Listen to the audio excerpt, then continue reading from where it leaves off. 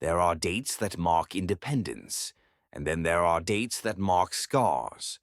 October 20th, 2020 is a date etched into Nigeria's modern history. It represents not a victory, but a profound failure of authority, a night that began with hope and ended with a tragic loss of life. For 2 weeks, the Lekki Toll Gate was a symbol of hope. Thousands of young Nigerians gathered, unified by a demand for better governance and an end to police brutality. The atmosphere was unprecedented, peaceful, organized, and truly national. They were simply asking their government to listen, to care, and to protect them. But the hope was shattered by ominous signs. As night fell, the lights that illuminated the toll gate went out. Security cameras, designed to record, were mysteriously removed or disabled. The stage was being set for an event that demanded darkness and silence. The deployment was sudden and unauthorized. In the darkness, forces arrived and opened fire on the unarmed civilians. Nigerian authorities say they fired blanks into the air and not at protesters.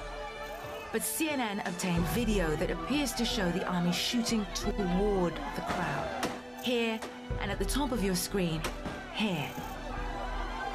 What followed was a night of chaos, injuries, and a devastating loss of life. Young men and women, singing the national anthem and holding the Nigerian flag, were attacked by the very forces sworn to protect them. This tragedy was compounded by an immediate, systemic act of negligence and denial. Official statements were quick to claim there were no deaths and only a few minor injuries. The truth was immediately suppressed and denied, creating a painful disconnect between the lived reality of the citizens and the public pronouncements of their leaders. For the injured and the grieving families, the denial was a second profound act of injustice. For the truth to be validated, a full and detailed investigation was necessary.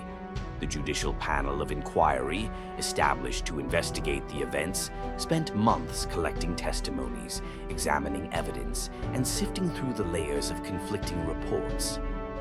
We were also able to procure Serbian export documents, proving that Nigeria purchased weaponry from Serbia for almost every year between 2005 and 2016.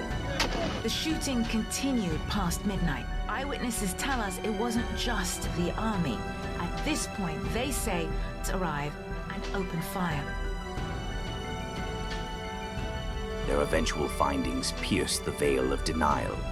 The panel concluded that there was indeed a massacre, confirming the loss of life and multiple injuries, and stating that the force used was unjustified and excessive.